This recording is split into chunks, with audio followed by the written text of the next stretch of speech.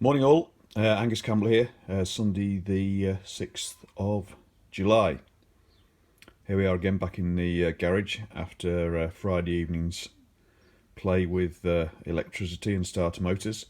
Before we get into the next piece, just finishing off a few anecdotes associated with this. So firstly, I've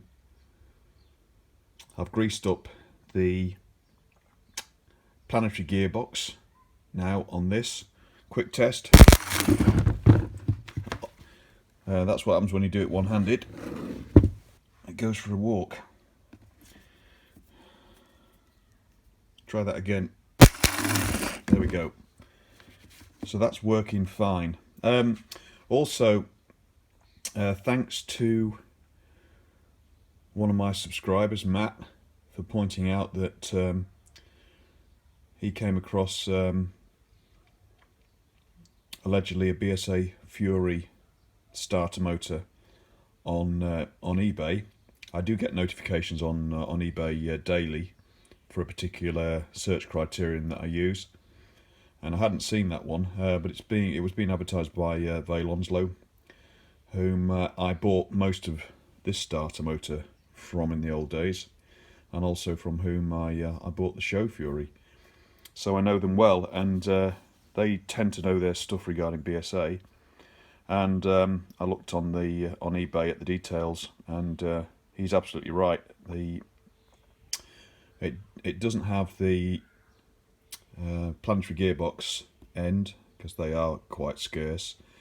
These starter motors were used. The basic bodies were used on for other applications as well. But as I said before, it's the two end caps and the gearbox which is unique to the Fury. The one on eBay has got the right end cap on it. It's got the right front cap. It doesn't have the planetary gearbox. But thanks to Matt, I have gone and purchased it as a spare because I've got a spare planetary gearbox in good working order.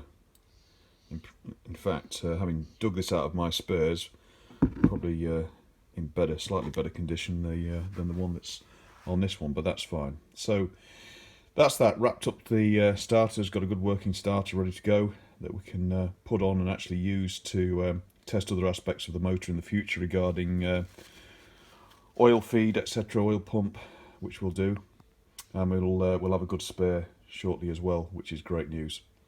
So on to the focus of this session. Firstly, finishing off the gearbox. We've got that fitted reasonably well now. We know that because the end covers fit without a gap. However, we do know that this spindle isn't seating properly and is a long way away. So this lot's got to come out, and we'll have a look at that again.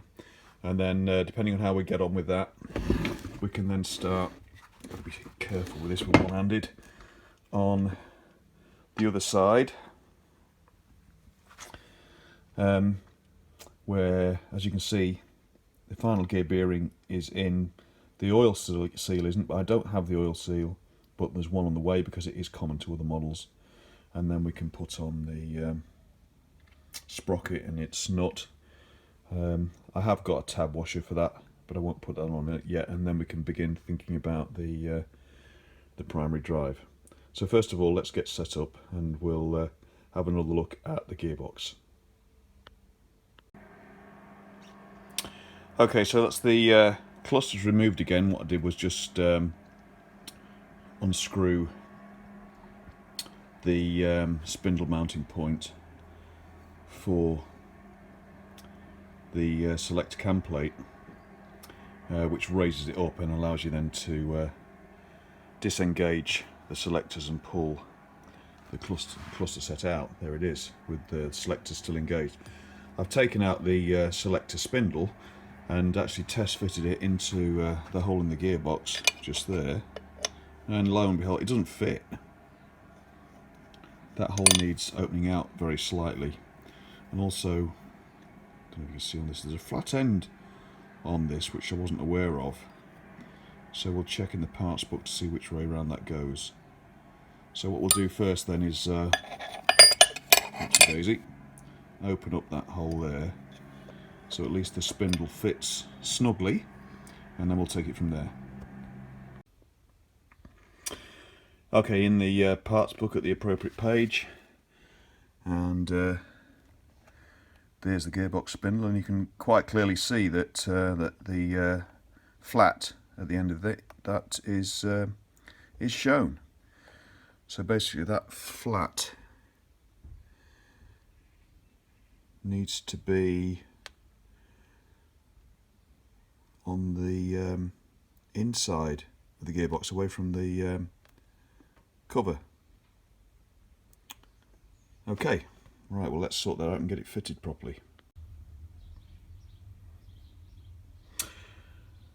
Okay everybody, job done after a lot of fighting, and that was because firstly, we just opened out the hole in the opposite end of the gearbox case so that this spindle would push all the way in, which we did, but then I was still having problems with it lining up, and that's because eventually I managed to work it out that if we look at the diagram of the gearbox, especially at this end, you can see that there are 3 selector forks that run on this spindle, and what I'd done is I'd got that one and that one the wrong way around. These are all different. This selector fork only moves 1 gear, but these two move 2 gears, and so there are the forks actually run onto 2 shoulders of 2 gears. And what I'd done is they are slightly different sizes, and I'd got these two the wrong way around, such that this one was then being pushing the effectively the gearbox over slightly to one side. So as soon as I realised that, and that they were different sizes and I'd got them the wrong way around, I put the box back together and it slid straight in, and the spindle fitted straight into its hole. So it's a good job I found that before I started re-drilling the far end of the cases, which is what I was considering doing, i.e. drilling out and reaming in a new bush in a slightly different position. So it's a good job I didn't do that. So although I've built these boxes before in the past on the Bandit down there, you live and learn all the time. So there's a lesson for future reference. So that took quite a lot longer than I expected, so I've been at that about an hour or so. But we'll just spin the motor around now and begin to do a bit on the other side for a bit of light relief. But before I do that, just to say that the outer cover now does fit very well and flush. Let's just line that up properly, that's better. There we go, flush on the top. And also you can see now that the spindle isn't sticking out at all. That's flush, which is great. And I do have a small bush to fit around that, so it's a flush fit at this end, because for some reason this end has been bored out to a bigger diameter than the actual spindle. We've got the needle roller bearing, the open-ended needle roller bearing, where it is over here, to fit into the case for that. And also we've got the main ball bearing that also is a press fit in the case as well. So we'll do those 2 items at some point in the near future. But anyway, that's great progress, and a couple of what could have been pretty serious issues resolved if I hadn't worked that out properly and tried to force things too much. So let's just give it a quick spin round and do 1 or 2 bits on the other side, and then we'll have made some progress. Okay, we're on the primary side at the moment then. So first of all, just to show that the stator is mounted at the moment, but that's because we had to line up the mounting of the stator and use the crank centre as the datum point. Behind that we've already got the main primary drive dual sprocket in, and also there is the, can't see it too well, sprag clutch is here, which is one we took from a different bike, and just inside there, which is quite difficult to see, just on the inside of that is the gearbox, sorry, the sprocket for the chain drive up to the starter motor, which protrudes through here. So everything's ready to go down there. We will strip this again just to make sure we've got all the right spaces, etc. in there, because there are a few things to consider there as well, and also oil splash guards, quite a lot going on down here. But also in collaboration with a friend of mine, we have been, well, he primarily has been getting some sprag clutches made up to the original specification. These parts are like gold dust, the original sprag clutches. I've never seen one original part in the flesh, but he has had some made up, and I've donated a few parts like the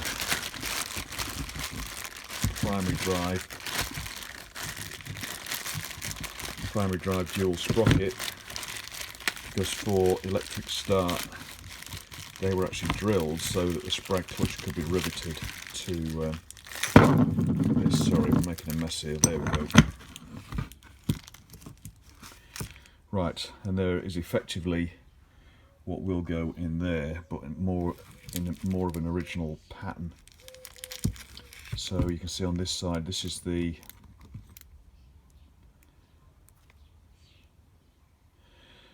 starter drive sprocket, and it's got a spacer and a needle roller bearing there because that spins freely on the crank. But on the other side it has a shoulder which goes into this sprag clutch here. So when you spin it one way it bites, the clutch bites. When you spin it the other way, normal running, it doesn't. You'll see from the sprag clutch here it's missing its springs and its rollers, but they're here. Some spares by the look of it, so there's 3 in standard. We think that the factory might have had some problems with this sprag clutch, as it hadn't been that well developed, and there might be a slight flaw in it with respect to only those 3 rollers. They're not necessarily lasting too long with respect to the torque that comes off the starter. But this motor isn't going to do a lot of miles anyway. So that's the original specification, but as I say, we've got one in there. Well, what we've done is we've modified just the drive shoulder on this in the sprag. We just ground that down slightly on the one in here, the spare that I had, because we found one off a Japanese bike which was a very, very close fit, and so we've actually mounted that up, and it does work. So we'll and actually you can see that the starter sprocket spins one way but doesn't the other way. The sprag clutch grips the crank to turn it that way, as you can see, but normally when the crank's running, and this is effectively running backwards because it's stationary, it's free wheels. But you can imagine there's got to be a lot of oil flying around in there, because that's got to be very freewheeling, especially when this engine could rev up to 9,000 revs, etc.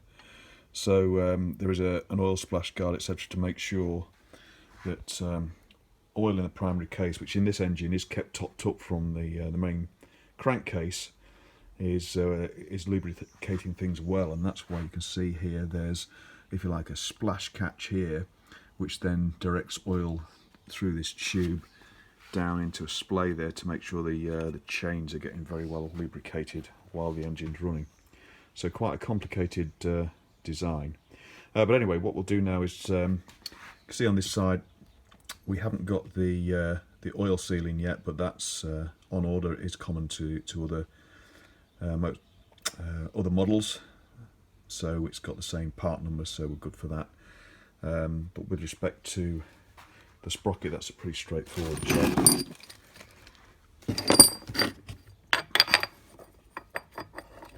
sprocket on the splines slides on.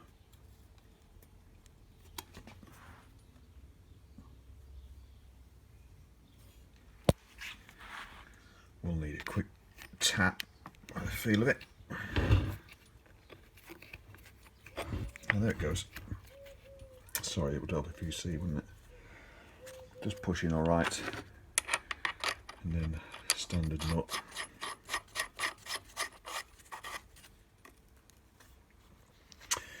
And then this shoulder here,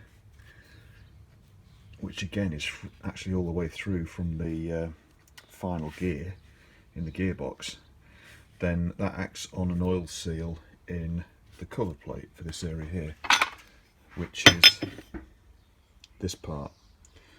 But as yet we've got to press an oil seal in the centre of that, and then that mounts up here like so. And again, these plates are I believe common to other models too, as is the oil seal in the centre, but I think I've got those. So that will be the next job, on to the primary side, and we'll start building that up. So I think that's all for now. A bit of a shorter one, which is probably welcome. Thanks very much for watching, everybody, and see you again soon in a couple of weeks, as I'm away next weekend. Thanks a lot. Cheers.